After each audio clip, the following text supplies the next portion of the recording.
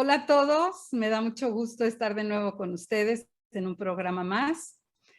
Y hablando de las redes de apoyo, de Corriendo por Ellas. Y como siempre, tenemos la agradable presencia de Rosalinda Coudurier Sandoval, quien es psicóloga, tiene maestría en terapia Gestalt y tiene estudios de tanatología y posgrados en cultura para la paz y en relaciones de ayuda. Bienvenida, Rosalinda. Al contrario, Cristi, muchas gracias por la presentación y es un gusto estar contigo y con nuestro auditorio. Hoy, hoy tengo especial interés en este tema y bueno, es una sugerencia de Rosalinda que me parece además muy importante mencionarlo porque alguien que conoce de estas cuestiones psicológicas y de estas materias tendría que haberlo recomendado, que yo creo que es la columna vertebral de estas cuestiones y es precisamente el tema de la comunicación. Cómo nosotros, mujeres y hombres, que padecemos cáncer de mama o que lo hemos padecido en algún momento, podemos comunicarnos con nuestro médico y su personal médico, con nuestra familia y con nuestros amigos y la gente de nuestro alrededor. Y cómo ellos también a su vez se pueden comunicar con nosotros de la mejor manera posible. Porque muchas veces se rompe la comunicación y se hace muy difícil, se vuelven tortuosas las relaciones y eso no ayuda ni al enfermo ni a las personas que quieren ayudar. Y algo que queda muy claro con el cáncer, sea de mama y de cualquier tipo, es que no es una enfermedad que se viva sola. Es una enfermedad que se vive en compañía, con apoyo, con abrazos, con apapachos y sobre todo con un soporte emocional y, valga sea dicho, también con el apoyo que nos brindan las redes sociales, pero no las redes sociales, las redes de apoyo social, no el WhatsApp ni el Facebook, sino las redes de apoyo que son esas redes que creamos entre los seres humanos para darnos eso que vamos necesitando hoy por ti, mañana por mí, etcétera. Pero estas relaciones solamente se van a dar con base en una buena comunicación. Y el problema de la comunicación es que se establece entre dos personas y que maneja un mensaje. Entonces, muchas veces lo que dice una persona no es lo que recibe la otra persona, no es lo que quiso decir y la otra es lo que quiso escuchar y entonces se pueden provocar una serie de problemas que no le convienen a nadie. Y en situaciones normales puede ser que pase por alto, pero en una situación de estrés extremo como lo es el cáncer, pues yo creo que lo ideal es que se tengan relaciones fluidas, que se tengan comunicaciones que permitan transmitir el mensaje original de la manera más fidedigna y que el receptor de esta también pueda recibirlo sin toda una serie de aprehensiones para evitar que se distorsione el mensaje y sea recibido bien para que se dé la ayuda de la mejor forma y de la manera como se necesita.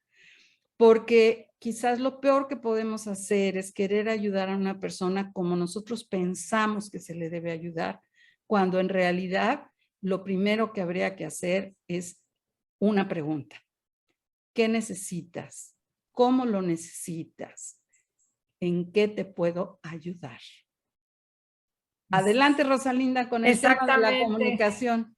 Sí, sí, como bien lo dices, y que las personas, independientemente de su estado social, de sus roles, de su economía, de su estatus, toda persona como paciente tiene derecho a recibir la mejor información con mucho respeto y de una manera clara y de acuerdo a su nivel de entendimiento. Con esto, ¿qué quiero decir? que ella tiene el derecho a pedir que se le explique la terminología médica en, en lenguaje claro y que ella lo entienda, ¿verdad? Que qué significa todo esto, cómo va a ser el tratamiento, cuánto va a durar.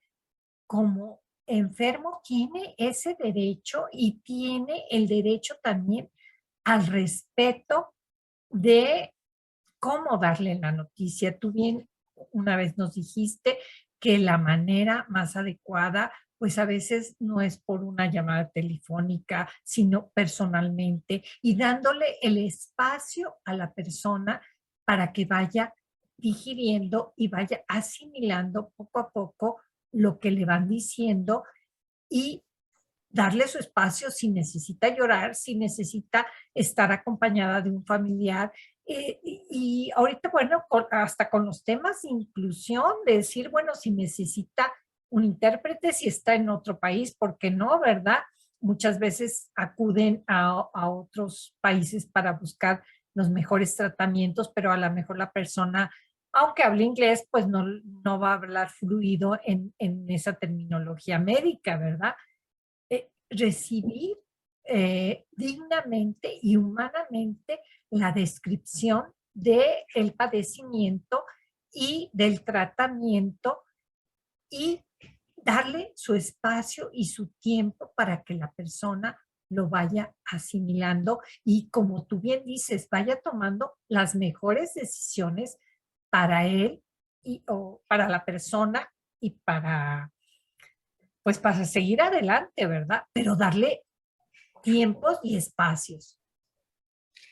Sí, y lo más importante aquí, yo creo que estarás de acuerdo conmigo, Rosalinda, es que la comunicación, además de la información que va a manejar, por ejemplo, en el caso de los médicos, del diagnóstico, del tratamiento y de todo ese proceso que debe ser información cierta, correcta, que nos satisfaga, que entendamos, que esté a nuestro alcance, que no sea demasiado elaborada o demasiado para quién sabe quién, sino que sea en palabras sencillas. Y si no la entendemos, que nos sea repetida las veces que sea necesaria, de tal forma que la entendamos bien, que la comprendamos. Lo más importante de la comunicación es que transmita el sentimiento que tenemos, porque es cuando uno padece cáncer, se le acaba la vida. O sea, el sentimiento que uno tiene es, no sé si me voy a morir. Sí, de Y entonces es un sentimiento súper profundo. Y vulnerable, eso muy estás muy vulnerable. vulnerable, exacto. Y entonces tú lo que quieres es que el médico, el personal médico o la persona que está del otro lado de la comunicación comprenda no solo tus palabras, que Tus comprenda que emociones. estás sintiendo, exacto, tus emociones, que lo primero que necesitas es saber qué te pasa para tú poder darte una idea de en dónde estás parada y a dónde vas. Porque te pueden hablar y decir muchas cosas, pero tú tienes que evaluar, ¿no? Si no te aterras.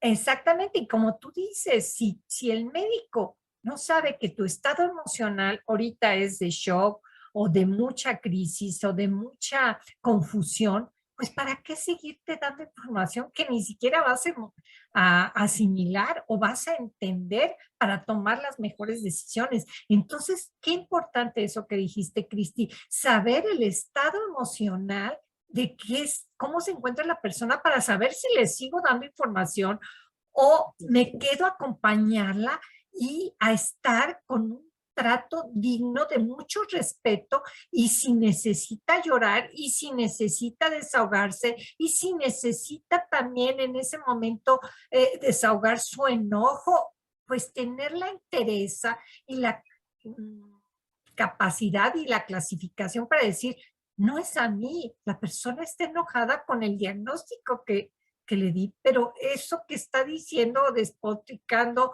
o llorando, no es hacia mi persona, pero tener ese aplomo, pero a la vez esa empatía y esa sensibilidad humana para estar dando un diagnóstico, sí, muy médico, sí, muy profesional, pero sobre todo muy humano a la persona que merece y que también esto lo tenga claro el paciente, porque muchas veces pues nos cohibimos, nos atemorizamos, nos minimizamos ante la presencia de un doctor que tiene más conocimiento, que tiene más estudios, y no nos damos el valor para decir, déjeme llorar, y ahorita me sigue diciendo, o déjeme llamarle a alguien, porque no entiendo lo que me está diciendo, o dígamelo mañana, ahorita solo, solo quiero recibir esto, este diagnóstico, y mañana me dice el tratamiento, porque ahorita no puedo, estoy desbordada. Que el médico o la persona que me va a dar esa noticia tenga esa sensibilidad y ese respeto a la persona humana, y que nosotros sepamos que lo merecemos, que somos dignos de ser tratados con respeto, con humanismo y con empatía y con mucha caridad Y con cuidado, y calidad. porque nos pueden herir mucho. Y Exactamente. cuando nos dan el diagnóstico, es el primer escalón. O sea, la actitud que nosotros podamos tener frente a la enfermedad y la fortaleza que podamos tener para afrontarla, mucho depende del principio. Claro. Mucho depende cómo te hagan el planteamiento, mucho depende de, como dices, de lo que te digan o de lo que te dejen de decir para decírtelo después cuando lo hayas empezado a digerir. Y de cómo te lo digan. Yo te voy a contar cómo fue mi historia. Yo fui a una revisión periódica que siempre tuve cuidado de hacer y salió una calcificación dudosa en el seno derecho, que me retiraron con una operación, se quitó la calcificación y 1 centímetro alrededor, y me dijo el médico que fuera a los 6 meses, perdón, sí, a los 6 meses me sacara una mastografía de control para ver la cicatrización. Entonces, pues yo fui al gabinete, me pagué, y cuando me iban a hacer la mastografía, me dijo la niña, me dijo, oiga, ¿por qué viene? Le dije, pues es una mastografía de control, y me dijo, pues es que la pagó doble, nada más se la hago de ese lado o de los dos. Y sabiendo lo que es la mastografía, yo estuve tentada a decir, pues nada más de un lado, o sea, ¿para qué le entramos al otro, no? Pero dije, bueno, pues ya la pagué y la hice de ambos lados. Y ya, me fui a mi casa, regresé por los estudios, se los llevé al médico con la confianza absoluta de que el médico me iba a dar de alta, de que me iba a decir que no había habido nada y que lo que había ya me lo habían quitado, que no era cáncer, era una calcificación dudosa, pero no había una duda, estábamos en nivel 1, o sea, nada, ¿no? Entonces, de repente, sin agua va, sin agua viene, el médico empieza a hablar de cáncer. Y yo, la verdad, no entendía, porque yo dije, pues ya me quitaron la calcificación, y mi cara era como de, no entiendo. Y el médico seguía hablando de cáncer hasta que me molestó, Claro. me desesperó, y le dije, bueno, esto va a ser cuestión de cada 6 meses, y el médico se enojó más. Y entonces me empezó a regañar.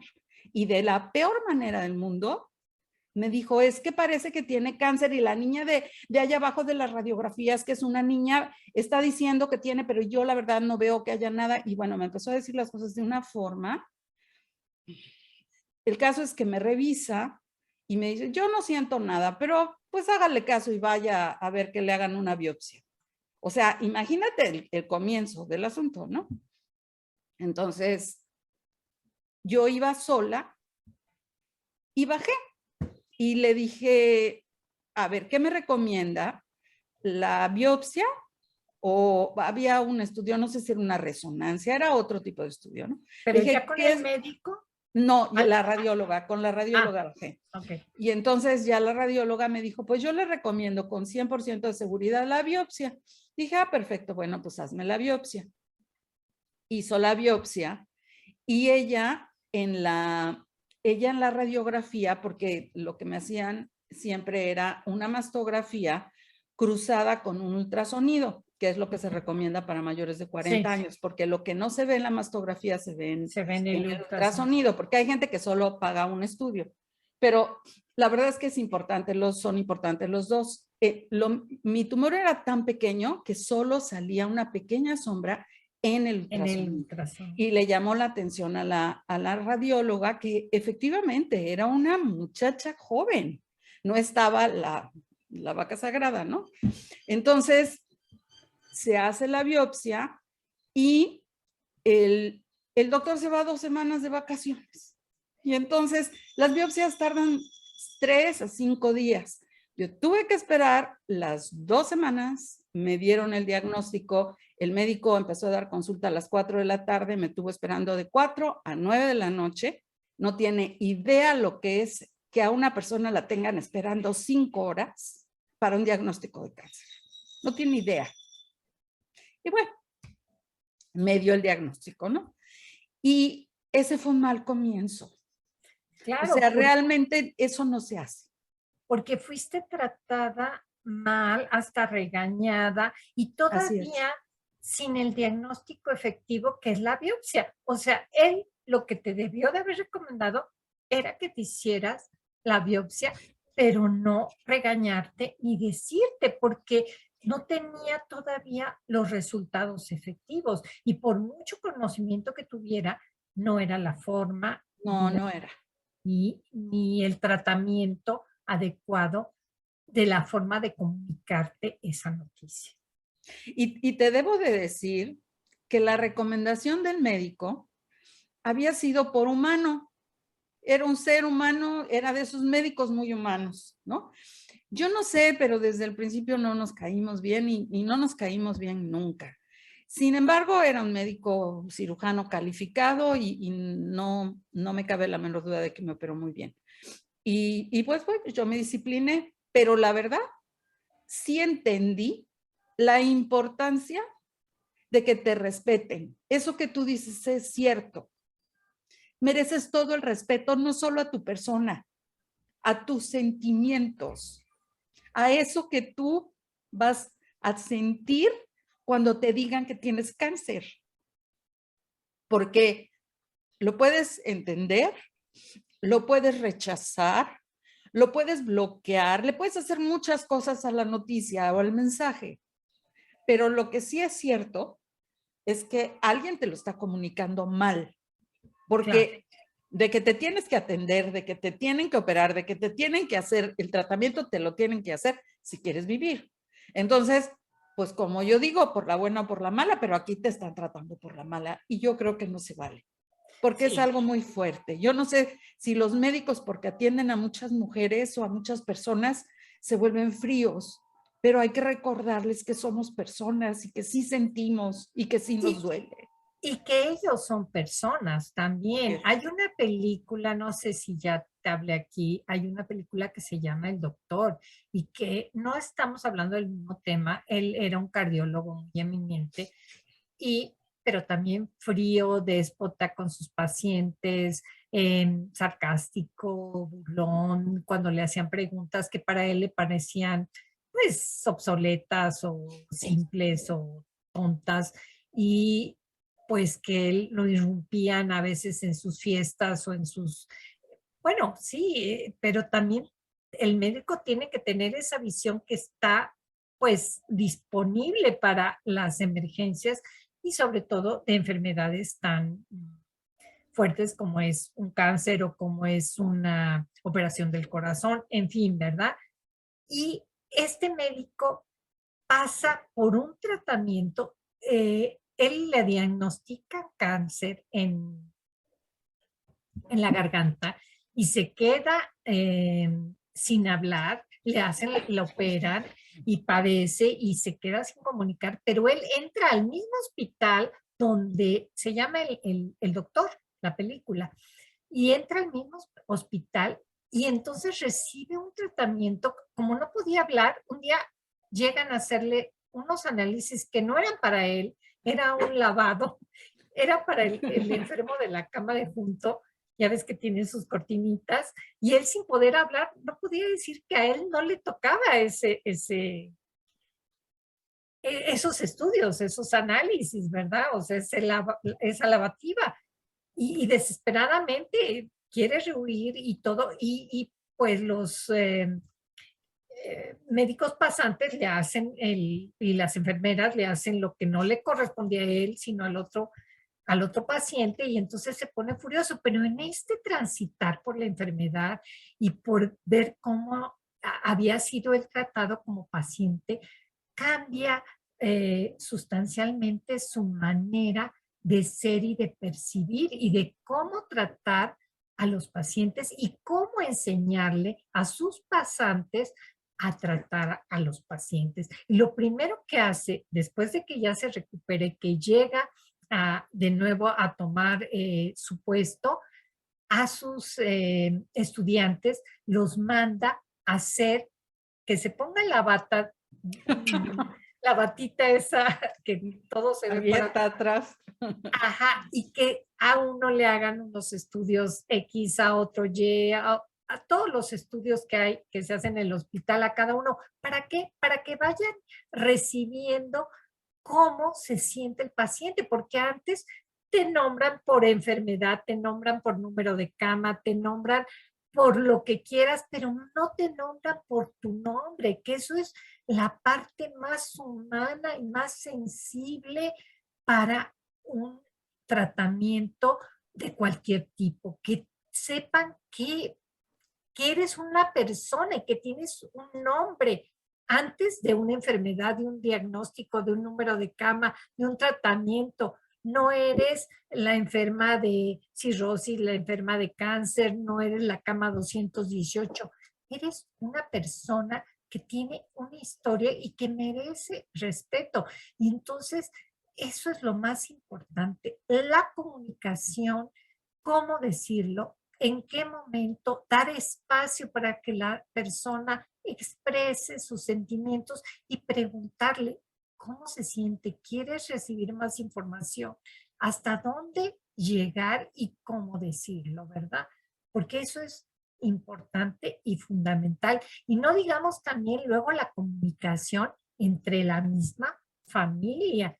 Y como tú bien dijiste, expresar tus necesidades, que esto quede muy claro. Tú eres una, y recalcarlo tantas veces como sea necesario a todos nuestros escuchas y a nosotros mismos. Somos personas dignas de recibir respeto y de recibir un trato humano y digno de cualquier eminencia médica, de las enfermeras, de los camilleros, de cualquier persona que me esté atendiendo. Y si yo tengo claro esto, yo lo voy a pedir con claridad y sin, pues si no me lo dan, pues salirme de ahí, porque yo merezco ese respeto y esa dignidad.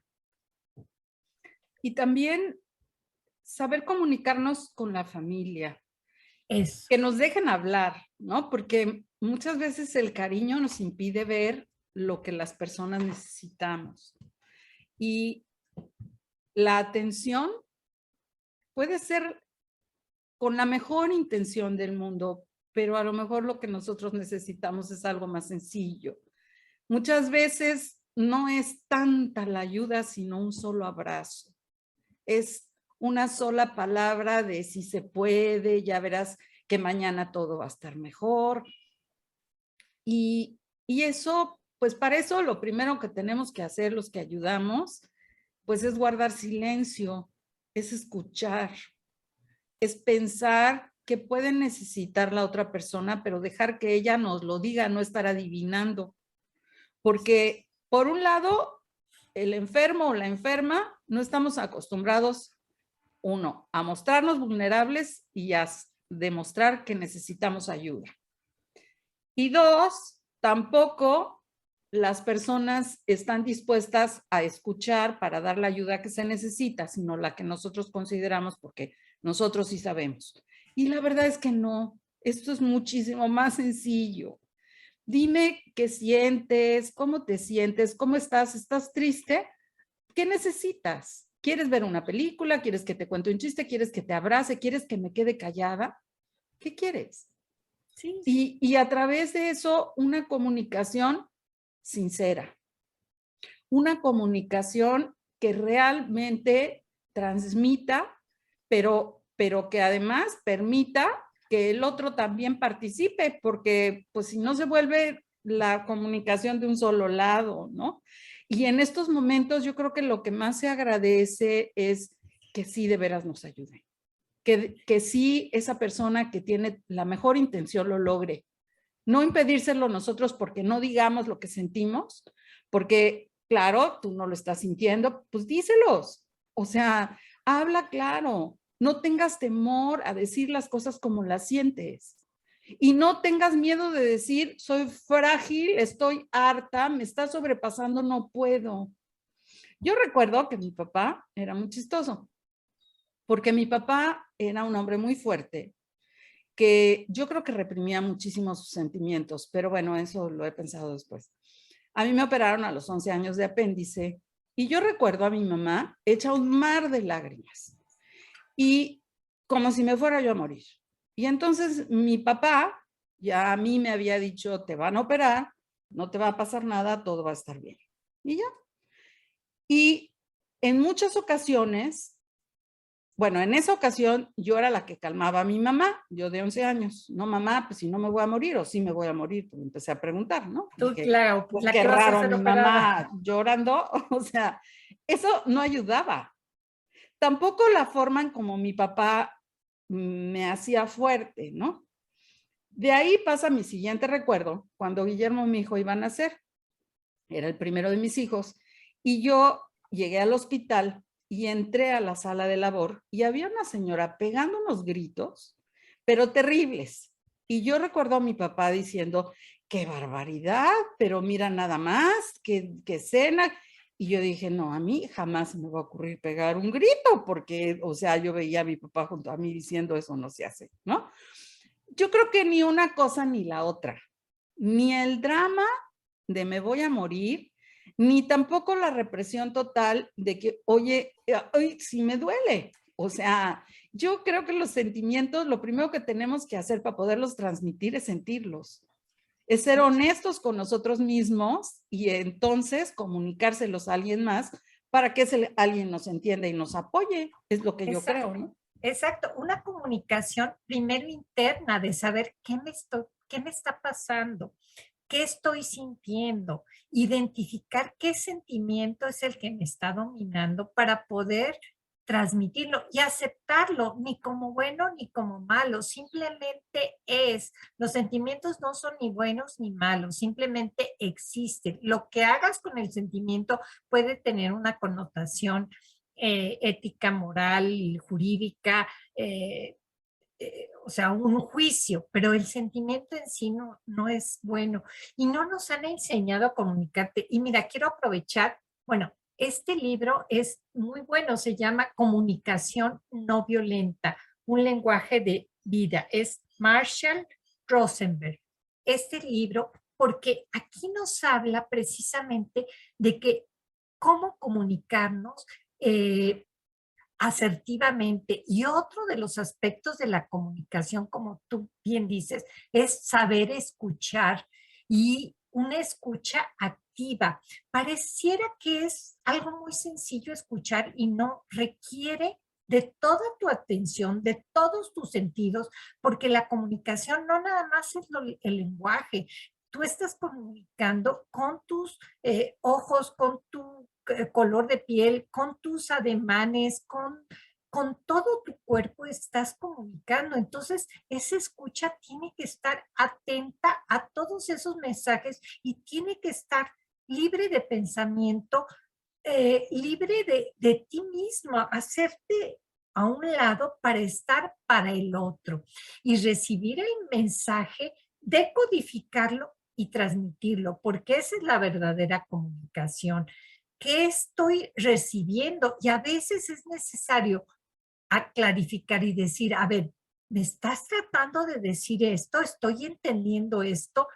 Y aunque pareciera que parecemos de primaria, pero rectificar lo que yo estoy recibiendo, ya sea de tus emociones, de tus necesidades, pero estar atento para el otro y estar con los ojos, los oídos y todos los sentidos abiertos para decir, sí, es que estoy muy bien, ¿no ves que estoy muy bien? Sí, pero tus manos y tu tono de voz me estás diciendo que estás intranquila, que estás enojada. Entonces, yo hacerme una y decir, escucho que me estás diciendo que estás muy bien, pero veo en tu rostro y en tus manos agitación y describirlo lo más objetivamente y realista posible, que es otra de las cosas difíciles si no estás atenta y si no desarrollas esta capacidad de atención para la escucha activa. Y entonces sí puede haber una comunicación fluida. Y detrás de cada emoción hay una necesidad. Hay una necesidad no cubierta que primero tengo que descubrir yo para saber cuál es mi necesidad, cuál es mi emoción y poderla transmitir en ese momento y decir, quiero estar sola. Y no porque la persona quiere estar sola, quiera decir que no te quiero, que ya te abandoné, que quiero que te alejes de mí. No, en este momento quiero estar sola o en este momento necesito o quiero compañía, a lo mejor no tuya, de otra persona, y que no te sientas y que no te hieras porque quiere estar con otro de tus hijos o con otra hermana o con otra persona. ¿Por qué? Porque tienes que comunicarle algo importante que te surgió, que se te ocurrió en ese momento, que tienes que aclarar, ¿verdad? Y que esa persona esté abierta a comprender que no es que te esté eliminando o discriminando, simplemente en ese momento quiere la compañía o la comunicación con otra persona. Y es todo un arte. Y este libro habla de la comunicación desde el corazón, porque todos en el fondo queremos ser escuchados y queremos transmitir lo mejor de nosotros. ¿Qué es lo mejor de nosotros? Nuestro sentimiento y lo que deseamos para nosotros y para el otro. Y un último aspecto que me gustaría platicar contigo, Rosalinda, es los niveles de comunicación que puede haber, que podemos establecer los seres humanos. Alguna vez leí, no recuerdo el autor, pero sí recuerdo mucho el libro, en el que se hablaba de varios niveles de comunicación, desde la comunicación más intrascendente y superficial, pasando por una comunicación de cosas un poco más importantes y llegando a una comunicación profunda de seres humanos. Yo creo que en este caso, la comunicación que tiene que haber entre el paciente y la gente de su alrededor tiene que ser una comunicación profunda de seres humanos, donde nos comuniquemos desde, como tú dices, el fondo del corazón. Pero también a veces no es tan fácil lograrla, sobre todo porque si no se ha tenido anteriormente, no aparece de la nada. Hay que irla trabajando. Y quizás el cáncer, dentro de las cosas buenas que tenga, es el forzarnos a dar esa compañía o a recibirla, porque nos va a llevar de alguna manera a esforzarnos por comunicarnos. Y quizás el primer paso sea una comunicación muy superficial, muy de lejecitos, como para tantear el terreno, para saber por dónde anda el agua de los tamales y ya luego ir entrando en comunicaciones un poco más profundas hasta lograr establecer un vínculo ya más de fondo. Porque a veces tratar de ir, sí, pero dime cómo te sientes, ¿no? Y tú, la verdad, si de por sí ni sabes, ¿no? Te sientes totalmente desequilibrada, no sabes ni qué pasa en tu vida, ni hacia dónde vas, ni qué te está sucediendo. Entonces, pues está como difícil saber qué siento. Entonces, yo creo que hay que darnos tiempo, no pretender que las cosas sin que se hayan trabajado sucedan de un momento a otro, sino que sea muy paulatino, muy suavecito, pero sí con una dirección, ¿no? La idea sí será conocer realmente lo que, como tú dices, por los ademanes, por las expresiones, darnos cuenta, estar atentos y ver cuándo nos permite la persona acercarnos. Porque tampoco podemos pretender que si nunca nos hemos acercado, confíe en nosotros. La confianza se gana. Y con el cáncer estamos súper sensibles. Entonces, para poder tener a alguien de confianza, que es un privilegio, pues muchas veces si no se ha tenido a lo largo de la vida, no va a ser tan fácil tenerlo. Entonces, hay que empezar poco a poco, ¿no? Hay que respetar los espacios, los tiempos, los lugares y ver dónde podemos acompañar, dónde debemos abrazar, dónde debemos guardar silencio y cuándo nos podemos acercar. Sí, y como tú bien dices, esa primera comunicación debe ser contigo misma y sincerarte y conocerte. Y por unos tips que pueden ayudar es primero que nada hablar en primera persona. Quitar todos, nunca, jamás, hablar yo. Para esto me responsabiliza de mis actos, de mis emociones. Esto es bien importante y esto es un primer paso. Hablar en primera persona, quitar las generalidades, todo, siempre, nunca.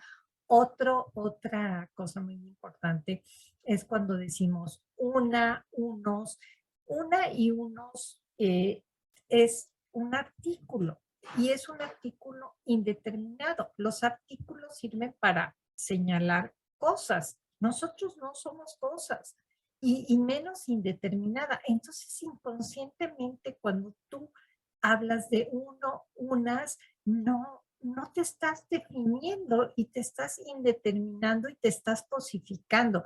Tal vez esto es muy coloquial y lo hacemos inconscientemente, pero las palabras tienen una fuerte significado en tu inconsciente. Entonces, dejar de decir uno, otra vez decir yo siento, yo pienso, yo quiero, yo me siento, yo estoy confundida, pero el quitar el uno, unos, porque, y además, el uno, las cosas, pues, yo me acuerdo en primaria, tú fuiste mi compañera y me acuerdo eh, algo que se me quedó muy grabado, que las madres nos decían que los nombres personales, las ciudades, todo se escribía con mayúsculas, Mayúscula, que sí, eran claro. importantes.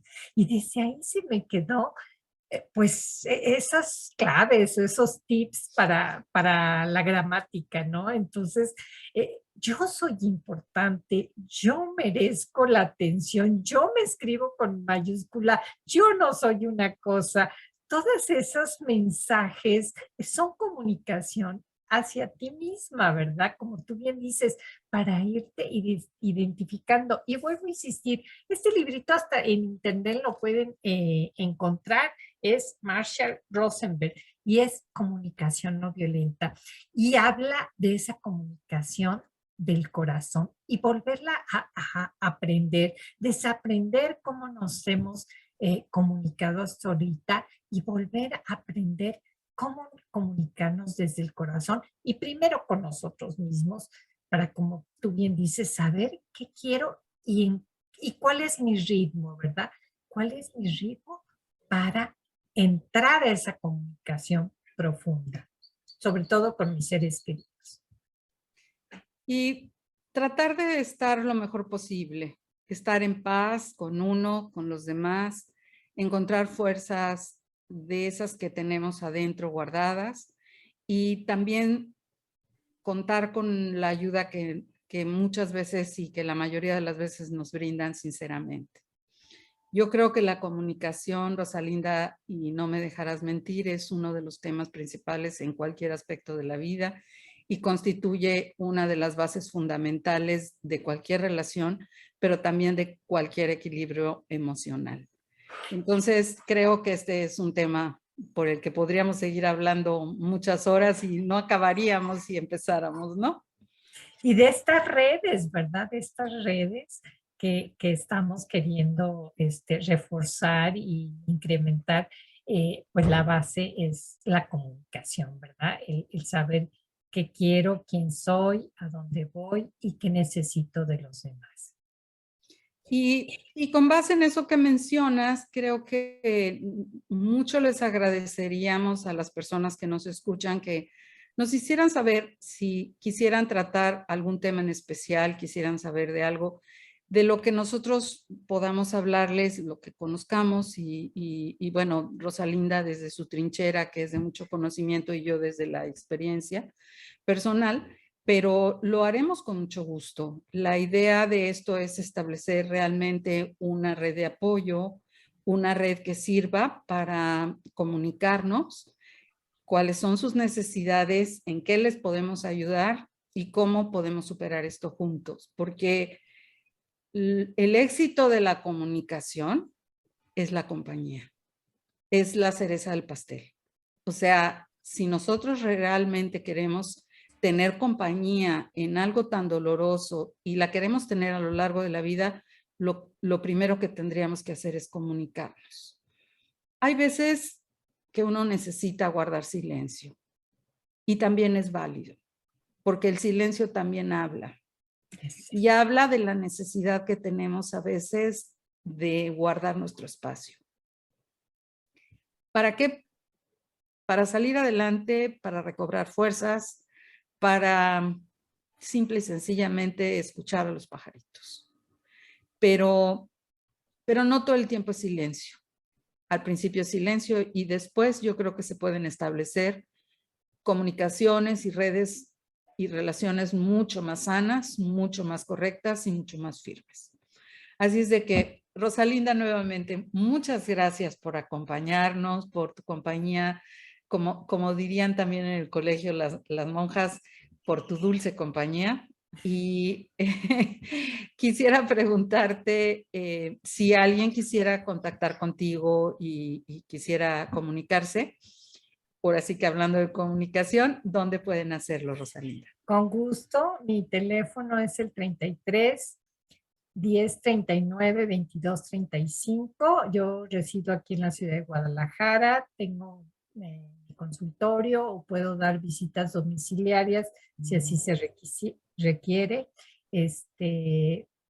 Y bueno, también ahora hay las opciones, ya aunque se está abriendo la pandemia, ya no hay tantas restricciones, pero si quisieran también puedo dar terapias por Zoom o por videollamadas, ¿verdad? Pero comunicarse en este teléfono, ya nos ponemos de acuerdo. Muchísimas gracias, Cristi. Y también qué importante, el silencio es una manera de comunicar y en la música, pues hay silencios, ¿verdad? Si no, no hubiera ese ritmo y esa melodía, ¿verdad? Es importante también el silencio en la comunicación. Gracias a ti, Cristi, y a todos nuestros escuchas. Gracias, Rosalinda. Y efectivamente, el silencio, cuando en el fondo hay un gran corazón y una buena intención, tiene un buen mensaje. Y en estos programas trataremos de no guardar silencio, a menos que sea necesario.